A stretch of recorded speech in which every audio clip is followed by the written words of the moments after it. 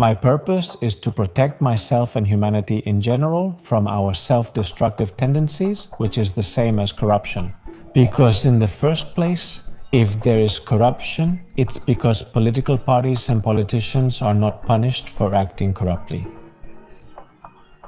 But you have told me about 5 social engineering tools to fight corruption and the self-destruction of society. What would be the third one? The third social engineering tool I published is called El Espejo. El Espejo basically consists of a photo of myself posing naked along with an explanation about why, in ancient times, art was used to protect human beings from their self-destructive tendencies. Why? Why is it a photo of me posing naked? Literally naked, right? I mean, with my genitals exposed. Yes, that's correct. Seeing a picture of you posing naked gives men pleasure. If envy is a symptom of the moral corruption of society, Spain is deeply corrupt.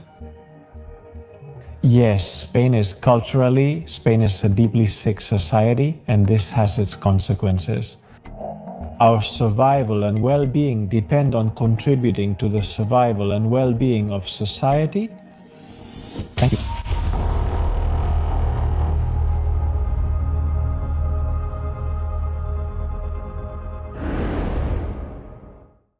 Good evening, everyone, and welcome to another episode of La Factoria.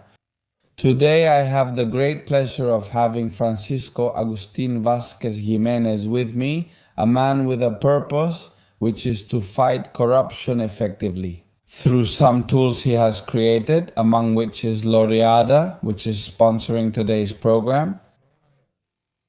How are you, Francisco? It's a great pleasure. Thanks for coming. Very well. Thank you very much. My friend, tell us a little more. What is your purpose and what are the tools to end corruption? My purpose is to protect myself and humanity in general from our self-destructive tendencies, which is the same as corruption. To do this, I develop social engineering tools. And first of all, I would like to clarify, because we tend to view social engineering tools negatively as something that the powerful use to manipulate us, but in reality, this is not necessarily the case. Just as a car can be used to run someone over or to take them to the hospital for something bad or for something good, social engineering can be used for something bad and for something good. In this case, I develop tools that have a good purpose, as I said, to protect us from our self-destructive tendencies, and I'm not inventing anything new either. Human beings have been developing and implementing social engineering tools for thousands of years, and successfully, in fact. What are the tools you've developed? I have devised a total of 7 social engineering tools. To date, I have published 4. These are MyStick, Laureada, El Espejo, and Yo también. Perfect. Tell us about the first 2. Of course. MyStick, at first glance, is a website where the corruptibility of different organizations is analyzed. In fact, organizations of all kinds. The name of the organization, a score, and a structural analysis of the organization are shown. Why is this a social engineering tool? What's its purpose? Basically, I have developed what I consider the most accurate method for predicting corruption in organizations of all kinds throughout human history.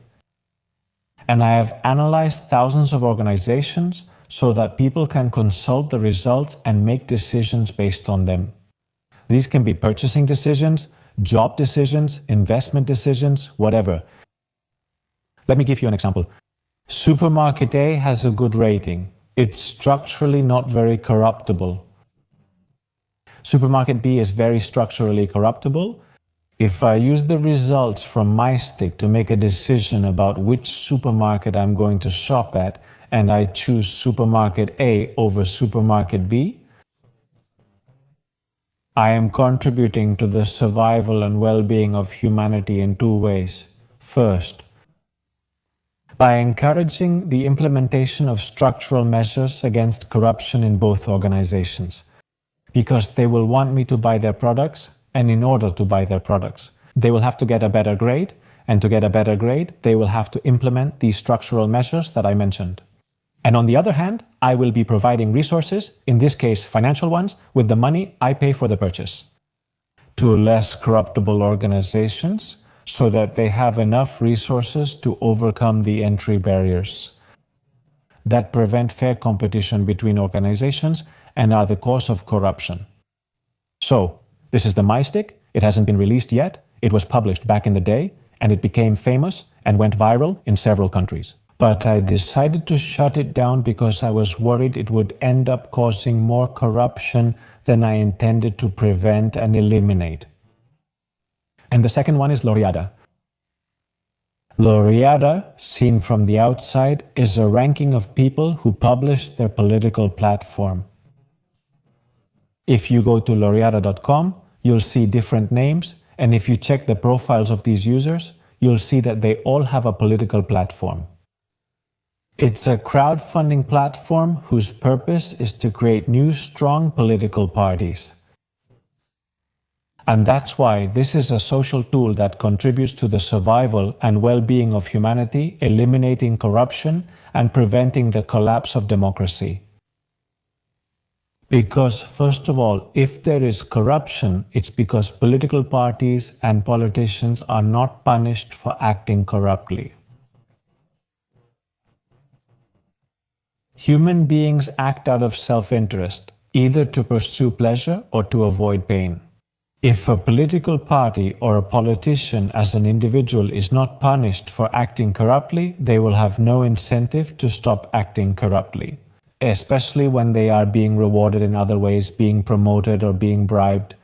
O lucrándose con muchos millones, exacto. The problem we have is that the already established political parties, and this is a problem not only in Spain but in general, which other current democracies also have entry barriers that prevent competition. What are these entry barriers? For example, access to the media, which by itself is already a tremendous entry barrier. If nobody knows you, then nobody is going to vote for you. Another entry barrier is access to funding. Most of the state funding, the funding for political parties, is provided at the national level, and only parties that have already won elections have access to it. In this way, what happens is that if we have corruption in Spain and in the rest of today's democracies, it's because we don't punish corruption. Nor do we have a way to reward political parties for their diligence, because they never have the opportunity to do so. So what does the Jornada consist of? The Jornada consists of all of us agreeing on who would be the ideal people to overcome these entry barriers and overthrow our regimes. And concentrate resources. These are votes and money, so that these people can do it. We all vote among ourselves first, from 1 to 12, and the one who gets the most votes over 12 non-consecutive weeks is the laureate. We shower him with glory, we hold a ceremony, we put a laurel crown on him, we all agree on it, that this is the person we have to support. Automatically, Laureada channels users' donations to newly created parties and these newly created political parties. They act like a battering ram that manages to break down the castle gate and conquer it. I understand perfectly. So it's a platform where people post their ideas to rebuild the country, to solve the problems that all Spanish citizens and also people from other countries have, right? Yes. Okay, they're viewing it. And the users within the platform, through a voting system, we pick which one is the most suitable, and then we have it within the same platform. Tools to give them money and support them. That way we break down the barriers to entry that exist in current politics. Yes. From a psychological point of view, what we're doing is using rewards and punishments to psychologically condition our politicians so that they govern diligently and not negligently. In a peaceful and legal way. And this is something I want to highlight. Because competition is nature's way of regulating corruption.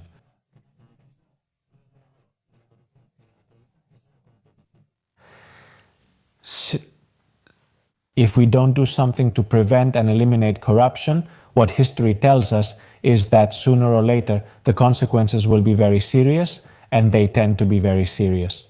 What I propose with Laureada is a civilized solution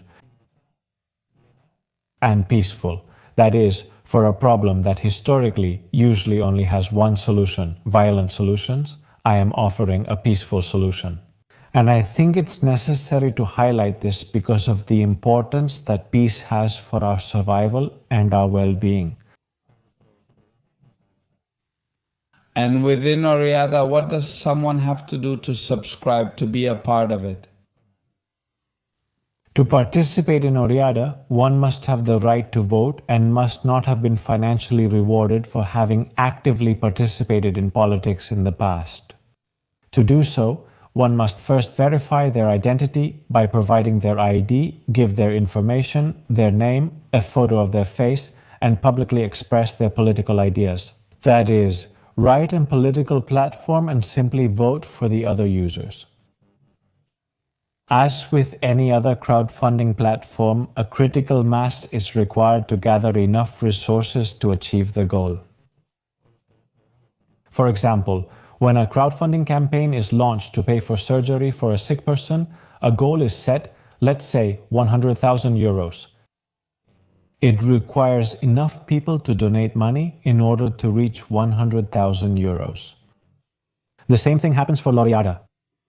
It needs a lot of people to use it for the tool to be effective.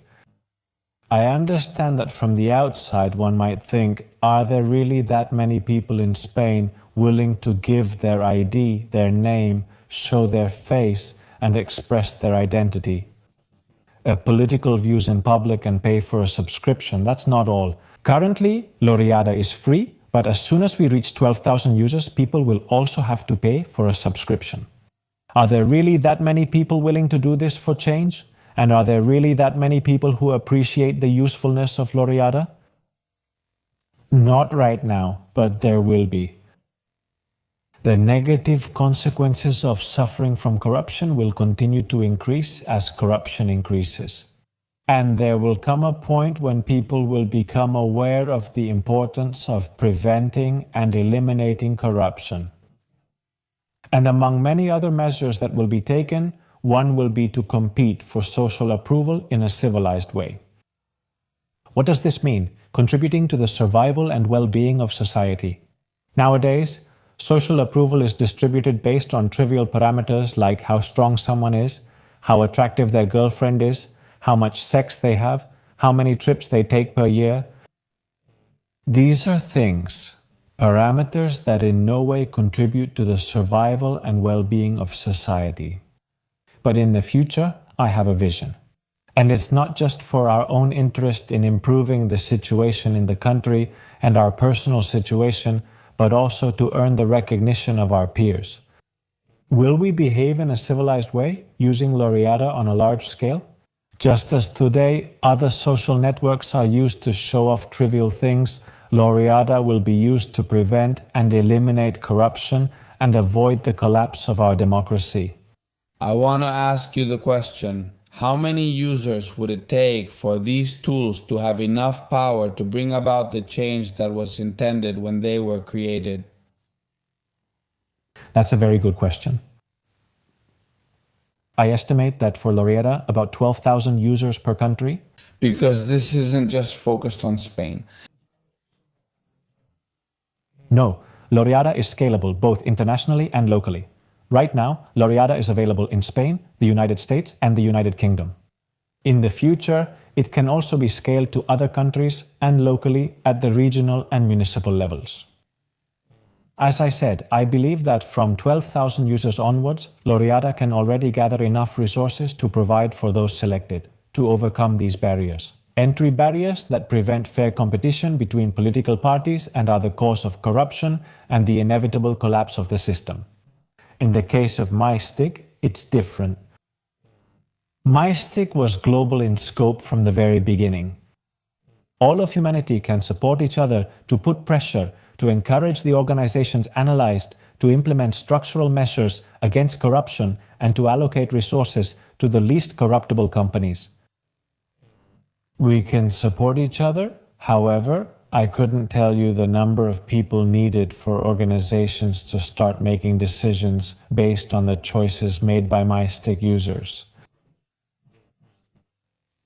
I want to ask you, how do you analyze which institutions, organizations, or companies are corruptible or not? What is the standard? How is it measured? That's a very good question too. There are 5 factors that are taken into account at this time. The first is the age of the organization, because the older an organization is, the greater the chances that corrupt individuals and groups have taken over the organization's centers of power.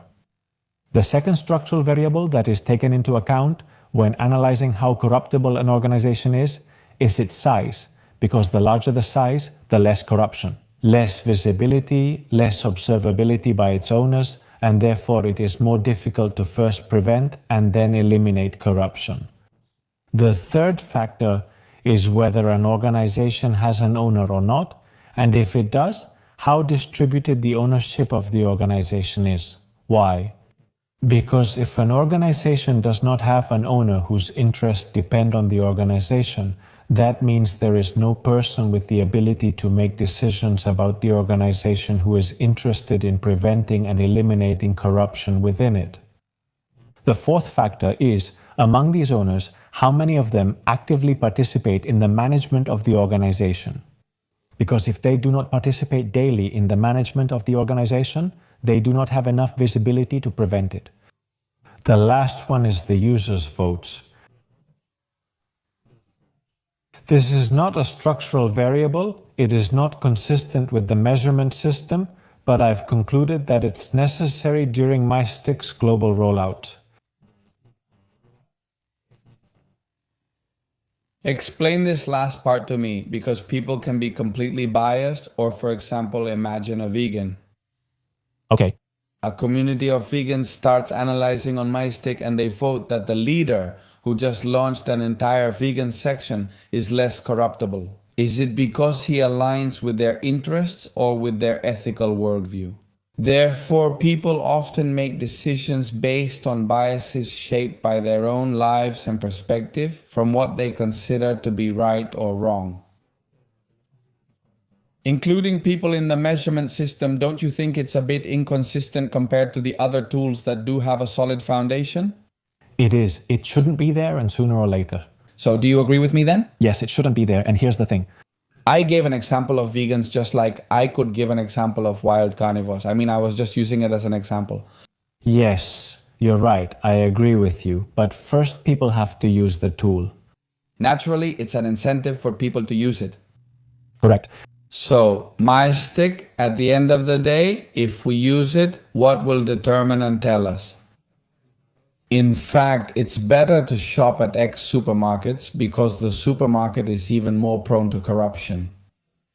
Yes, that's right. Where we provide more resources to supermarket X so that supermarket X can compete on equal footing with market A, B, and Y. Correct. And in addition, we encourage both supermarkets to implement measures to improve their scores so that people will buy from them. And do you think they're enough? I mean, of course, for this to affect the corporate decisions of supermarkets, companies, organizations, it would have to be very global. It would have to be implemented practically from the top down and not from the bottom up, because I don't see how this could be effective otherwise. If it's not massive, if it's not something you have, if you just download it on your phone and you already have MyStick and Laureada, I mean, it would have to be like here, where they give you a phone and you have YouTube and Google installed. I mean, you don't have to download it. It already comes with it. It's like the basic apps. For it to affect the macroeconomy and how macroeconomic actors operate and run their companies to make them less prone to corruption, it would have to be something massive, don't you think? Yes, that's right. You're correct, especially in the case of MyStick, but I think it will be for 2 reasons. First, I'll give you an example. Corporate social responsibility when it comes to sustainability. At first, it was people who were more sensitive about caring for nature. We can imagine it, and over time, the message took hold in society.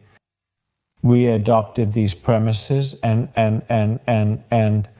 consequently, companies began to make decisions related to sustainability, and sustainability certificates were issued. They took it into account. Departments were created to control the CO2 emissions of companies, which was not done before. These changes are gradual, but I believe they'll happen, and I'll explain why. Because it's a matter of survival and well-being to prevent and eliminate corruption, and it's only a matter of time before people realize it. If it's not done, people will start to suffer, and the negative consequences that corruption has on their lives will continue to increase. They'll realize it eventually. You've already told me about MyStick, you've told me about Laureada, but you've mentioned 5 social engineering tools to fight corruption and the self-destruction of society. What would the third one be? I published a third social engineering tool called El Espejo. El Espejo basically consists of a photo of me posing naked, along with an explanation about why, in ancient times, and how art was used to protect humans from their self-destructive tendencies. Why? Why do I upload a photo of myself posing naked? Okay. Literally naked, right? I mean, with my genitals out. Yes, that's right. I have an athletic body and a small dick. When a man sees my body, the image gives him pleasure, because on one hand, the subconscious gives us pleasure when we see something that makes us feel useful.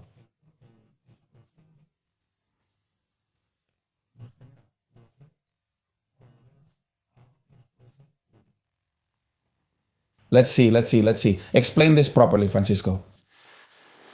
I'm a little taken aback, but this is getting interesting.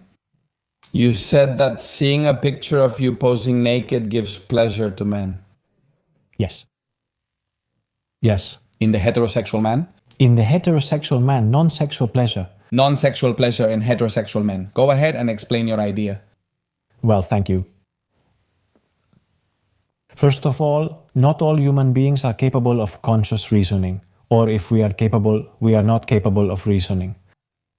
We don't have the same capacity for reasoning. That doesn't mean that not all human beings reason, even if it's unconsciously. Since ancient times, art and religion have been used, philosophy and education in general, to protect human beings from their own self-destructive tendencies, convincing them through reasoning. But these lines of reasoning, as I told you, are not done by speaking or using logic, because you can't get the message across or convince a large percentage of the population. What used to be called the masses, today we would call the people, so we use images. These images contain an implicit message that does reach the subconscious of these people and has an effect on them. If I show you a picture of myself naked, you see it, and the message that reaches your subconscious is that a man is not defined by his sexual ability. The message you receive is that the man is good, the man is not a threat to you, because I'm not going to take your partner away from you. Because I'm not a sexual threat to you regarding your partner, because a woman isn't going to leave you for me because of the size of my genitals compared to yours. So, what you see in me is adulthood. You see a brother, a father, a friend. If you expose yourself to this image of a young man's naked body many times, and every time you see it, you get a little treat, this pleasure that your subconscious generates for you. What I'm basically doing is conditioning you psychologically, so that the next time you see a man, you don't see him as competition, but as a collaborator. And this attitude among men is necessary and, by the way, very much related to the Red Pill movement in general. It's just that by using other means, the aim is to show that brotherhood among men is necessary to maintain a civilization. Because if you and I, for example, compete for a woman, spending our money on clothes, being the one who shouts the loudest, the one who hits the most, spending our money on cars, on trips, instead of behaving with dignity, with respect, and competing with sportsmanship for social approval and for sex, society basically falls apart. So what I'm looking for with this is to psychologically condition these people who are incapable of conscious reasoning so that they develop a positive disposition toward other men, and in this way build the foundation upon which brotherhood among men is built, and therefore the civilized behavior of individuals.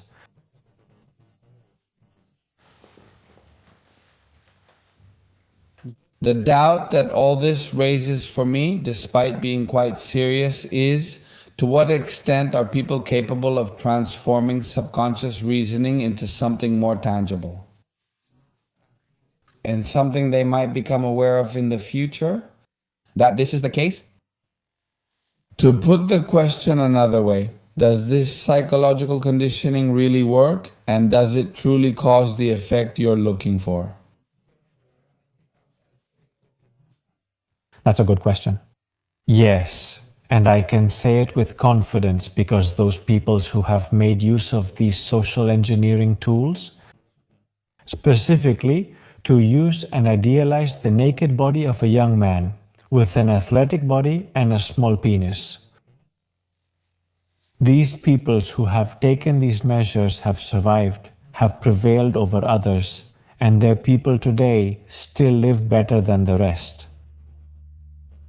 So I can tell you with certainty that yes, because this is the foundation on which Western civilization is built, and Western civilization has achieved better results than the others. So yes, it works. You're talking about Greece. You're talking about Rome, yes. It's true that they used very athletic, very strong bodies and small penises? Yes, that's right, but even though they won't be used later on, well, they're still being used today in our cities, which are full of sculptures like this. The problem is that the sculpture has lost its effect because, first of all, they have no color, which I think is not enough. And what happens is that on a cognitive level, when we see a statue, we no longer see a human being, which is what it's supposed to represent, or a man, we're just seeing a statue. So we're not psychologically conditioning individuals to develop a positive attitude toward other men, but rather to develop a positive attitude towards statues or art in general, which is unproductive. Question: would there be an equivalent for women? Question: an equivalent that causes the same effect, or does female nudity have no value at all in psychologically conditioning society? Question: Yes, that's correct. Well, it has been used. In fact, the body positive movement has been used recently, which aims to use images to psychologically condition the population and to develop a disposition. But what kind of disposition is being generated in people by the body positive movement? The disposition is positive towards pleasure and negative towards life. Because the message that someone in a swimsuit sends is that if you want to wreck your body by eating poorly and not taking care of yourself, not taking care of your health by exercising, that's okay. So, yes, it has been used recently, but the thing is that it has been used for self-destructive purposes. In my case, I use my body because it's the only one I have power over and the only one I can make decisions about. And also because I believe in the brotherhood of men as a condition to build and sustain a civilization.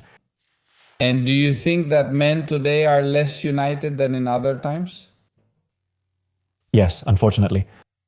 The competition for social approval and sex has become fierce. And unfortunately, it's becoming more and more fierce. So we put all our efforts into competing for this approval, being the one who shouts the loudest, the one with the loudest voice in the bar, so that everyone can hear us. And they think we're extroverted, and that way we get the girl and become the most popular. We spend our money on clothes, on trips. We leave, no.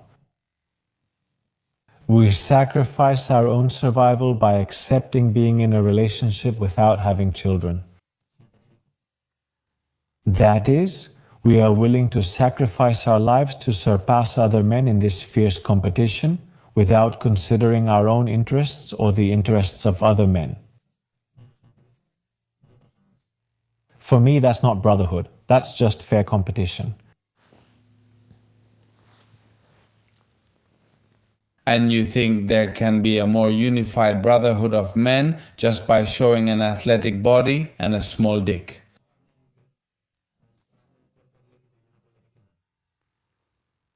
No, obviously other men are also needed who understand what the message is and the need to spread it and establish this brotherhood among men. Of course, these two people are needed, the people, the masses, whom the message reaches emotionally, and this group of men who know how to make use of it and channel the actions of the rest. Of course, it's necessary. Third tool, el espejo. Let's move on to the fourth tool. Which one is it? The fourth tool is yo también. Yo también. Basically, there are 180 confessions about myself that can make others or myself see me as miserable, as a coward, as a bad person, as someone weak, someone stupid, someone ignorant. And why?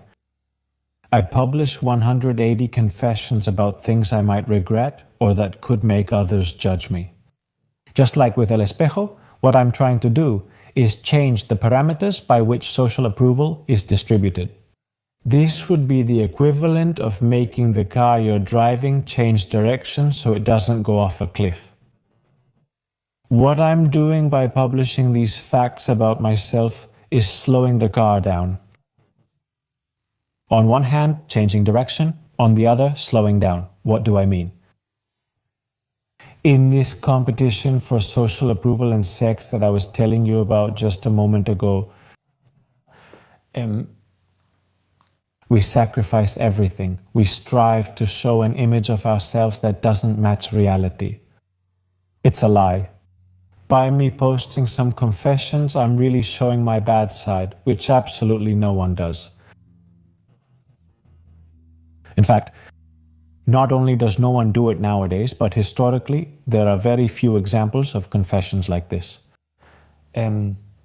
What I'm doing here, the implicit message is this. When someone shows an image, the purpose is to make it so that when a person shows an altered image of themselves, the lie is obvious. And so, showing an image different from who you are is punished socially, and therefore it discourages those who do it. And in this way, reduce the amount of resources that are devoted to competing for social approval and sex. And in this way, make this competition that leads us to self-destruction less fierce. Does it make sense? Does it make sense? Does it make sense? I'll admit something else to you. I also go a bit by instinct. I'm quite a visual thinker. These ideas come to me, I develop them, I publish them, and often it's only over time that I come to fully appreciate them. In the case of yo también, my intuition tells me that I'm not fully aware of its usefulness as a social engineering tool. I've told you that it's used to lessen the intensity of this competition for social approval and sex. But it could have other uses or lessen the intensity of this competition in other ways. I'm open to that possibility. I still haven't figured out how it does that. Do you think that this fierce search for social approval is, at the end of the day, the main cause of society's corruption? Yes. Yes. I spent 6.5 years living in Denmark, and during those 6.5 years, I came to understand what Danish or Scandinavian culture is like in general. And therefore, why are those countries richer, safer, and happier? Basically, when a person isolates themselves, they are exposed to their own conscience. These are punishments and rewards. Punishments for things one has done wrong. Rewards for things one is proud of. This ends up conditioning you psychologically because when you spend time alone, you condition yourself psychologically to become a more civilized person. You are always punished for your mistakes and rewarded for what you've done right. So, the next time you have to make a decision that has a moral implication, you're going to do the right thing because you don't want to suffer guilt again. On the other hand, in societies like ours, where individuals are socially overexposed, we are continuously bombarded by these rewards and punishments, but they are no longer those of conscience. They are those of other people. For example, if you come wearing nice clothes, I'm going to say, "Hey Joda, you look so elegant, so handsome today with those clothes. I'm giving you a reward for spending money on clothes." What will you do next time you need to make a clothing decision? Well, I'm going to buy as much clothing as possible, as nice as possible, as expensive as possible, so that people will accept me socially and reward me in this way. And one wonders, is this really that powerful? Yes. In the end, you have to consider the evolutionary advantage of developing a sensitivity to social approval. Well, we human beings have certain things we need to survive. Legs are important, hands are important, eyes are important. But being sensitive to social approval is what makes it easier for us to organize ourselves into groups. And not just organize ourselves into groups, but into larger groups. Because the more sensitive individuals are, the easier it is for them to gather into a larger group. And therefore, in case of conflict, this group can defeat a smaller group. And, on the other hand, a more cohesive group. Because in the end, these punishments and rewards are meant to align you with what is supposed to be normal or what is considered right by society. The problem is that, over time, the standards by which social approval is distributed become corrupted. And I'm going to explain to you why they become corrupted. It's basically pure logic. If what you want is to get the most social approval, what are you going to do? Are you going to study philology? I don't know. Are you going to study Latin to impress others?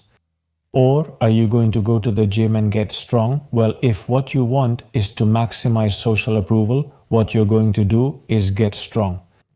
Because not everyone is able to recognize the value, the usefulness of learning Latin.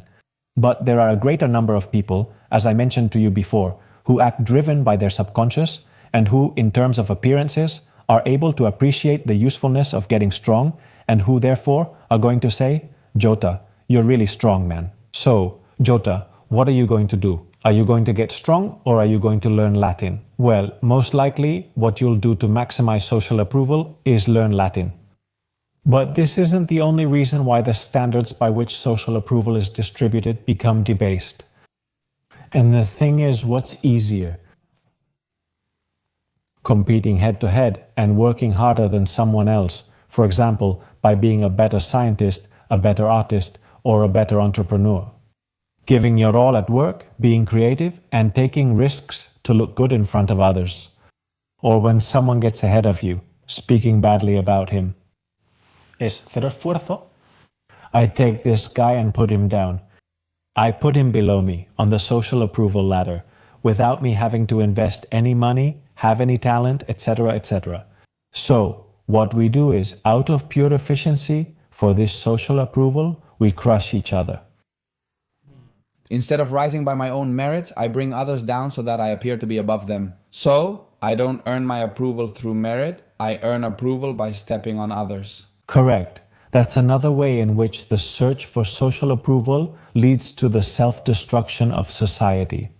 And this is the reason why in Spain we have envious people. Why do we have envious people? For me, your success shouldn't cause me any pain. Your pleasure and your suffering are independent from mine.